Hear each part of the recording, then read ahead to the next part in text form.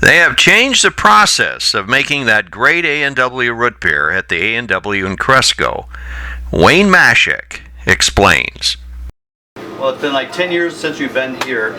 We've been using a machine, the multiplex, which makes our root beer out of a box bag system. And we're eliminating this. We disconnected it. It's no longer in service. We're going to make it like it was back in the older days, and making it freshly made from scratch. So all us people that remember the old A&W here back in the 50s, 60s, 70s, this is the way the root beer was then. It's going to be a little bit different flavor. It should be a little more original. Should be more frothy. Okay. It should. It'll save me some money. Unfortunately, it costs to get the system going a little bit of money, but it's going to make it more user-friendly for myself. Okay, and, but it takes you like an extra hour a day or something, right? Easy hour setup time, and then because you make it fresh every day. Every day. So root beer is fresh every day here at A&W. Okay, well let's take a look and see what we're going to be doing now. Okay. Okay. This is a timer that's set for 60 minutes, and it's mixed in this little container here. We take all these flavors. What I do is these flavors is the A&W syrup that I can't disclose that information what it is. So okay. But we mix it. Secret recipe. Secret recipe. We mix it in our container up to here. Our water level is up to here. We have our system here with our water, our syrup, and then we pour it into here. Then we take our sugar, a certain amount of sugar. I won't tell you how much sugar we use. Okay. We put the sugar into here, and then we just turn on our machine, push our timer, and then in 60 minutes we're going to have some root beer. Okay, now that amount there, is that all you use during the day, or is it more than that? We have a half batch. I'm going to be staged out a little bit. I have it right here ready from earlier today. Then I have another batch I'll pour into here after the batch that I made here. Okay. And when we bring it over to the system over here, actually what we do is we take our beer after it's been made for the 60 minutes, like I told you I made earlier, because we don't want to bore you for 60 minutes. No. We take my hydrometer, precision hydrometer. All right. We place her in. So what's the hydrometer do? It tells us the system of how well we made it, and actually there's a little red line, and it mixes right to that level. I can smell that good smell of see her floating in there, and she's just right. Okay. Okay, so now how long, you had to go through some training, I'm taking it, to learn how to do this, right? Well, nowadays you can see a lot of things from our corporate office. They do a good job of instructing us with different procedures on. All our steps are right here, nicely laid out.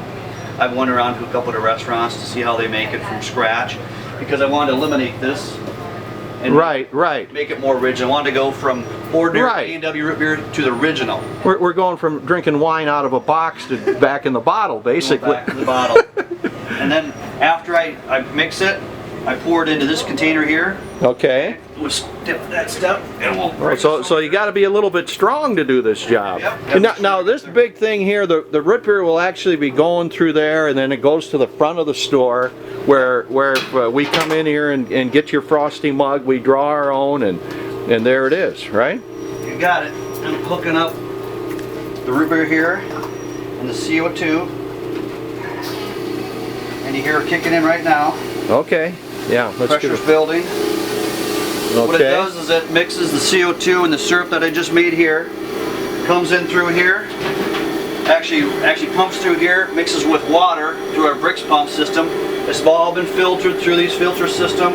I got a backup pressure reliever for the water pressure so it stays constant. And then through here, it mixes. It goes through all that, huh? It goes through all that, yep.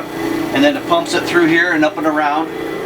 There is nothing in the world like A&W root beer actually at the root beer stand. Well, there really isn't, because I think I told you the other day, I'm really not a root beer drinker, but ever since I can remember, when I was that tall, I loved A&W root beer, and I don't like other root beers at all. The earliest I can remember back when I moved to Cresco was going to the root beer stand. Right.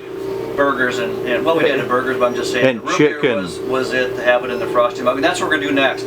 After this is sent up, I have to go up front and pull off a certain amount of root beer, and and then I'm going to test it to make sure it's just right. We'll either, I got a different tool that I use, and then of course we have to taste it. So now, when we do taste it, I did have a glass of it already, and it did taste a little bit. To me, it tasted a little bolder. I guess would that be accurate? Hopefully, people have. Hopefully, they won't be upset that I've changed a little bit of the formula. But I didn't. I went back to the way it was originally. To the original. Yep. And again, why did you do that? Well, it's actually to save money because I'm making it from scratch. I'm eliminating this. Okay. But also, I want to do something unique. Right. To make it fresh daily is something I think people will respect and understand and hopefully do it right. So most A&W root beer places are doing it through the box right now. They're changing. The brand is moving back towards what we're doing. The brand is moving back, okay. Yeah.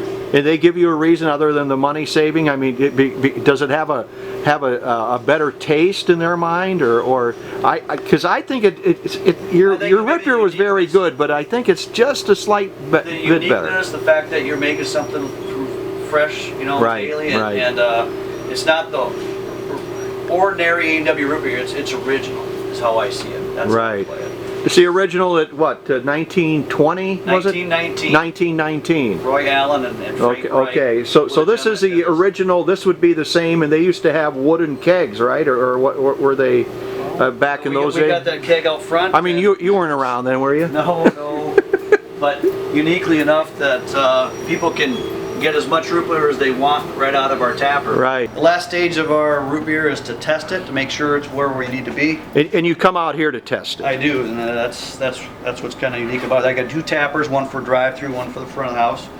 This is our refractometer. We use a machine here that's kind of like when you go to your science class or something like that. I'll show you. I'm just pouring a couple gallons of root beer off.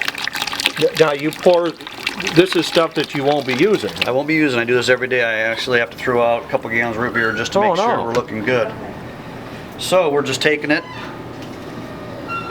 tapping it, making sure it's between the 34 and 36. I'm right there at 36 degrees, 35 degrees. That's the degrees you're talking. Okay, it has to be. It has to be 34 to 36 degrees. Why that temperature? Well, that's where you want it cold. You don't want anything other than. And you don't want it frozen. So, what I do then is I take my little handy dandy straw here. Okay. Pour a little bit of root beer on here. Sight glass like that. At any time do you have to taste it, or you? No, you can tell. I do this. I do the pirate thing here. Okay, and you can tell by 11.5 to 12. Okay, there's a gauge there telling you that. Yep. All right. She's looking good today. Looking good. Well, it looks good every day, doesn't it? Every day. Okay, now we're to the final process. This is a process we all like, right, Wayne? This is my favorite part right here. Right. Now, how much of this do you drink? On that right there. Yeah. Let me see. Nice there. Yeah. A&W. I got to test it. Now you have to drink this every day, then, huh? You have to test it every day. Yeah, every day. Can you tell the difference? I mean, if there was something wrong with that, could you tell through your taste buds? Sure. You don't know? Sure, I use my wife. She does a good job of making sure all root beer tastes just right. Okay. All she drinks is root beer. Okay. And I love root beer, so. Yeah, well, I would hope so. And the way we do it with the frosty mug is not to have any ice in it. That's the true. Okay. So if you have a frosty mug, it shouldn't have any ice, even if you're 34 degrees is very important. Okay. Now that's something I didn't know. And that's why we serve them in the mugs. Because if you had ice in there, it would dilute the taste, right? You're gonna have to do it through drive-through because people are driving. They want to keep their drink cold. Here, right. You can get as much as you like. Right, and that's why you never drink root beer with ice, right? This is the way you do it right here, like exactly. And I'll tell you, there is nothing better in the world, really, than an A&W root beer. Well, thanks for coming. You bet.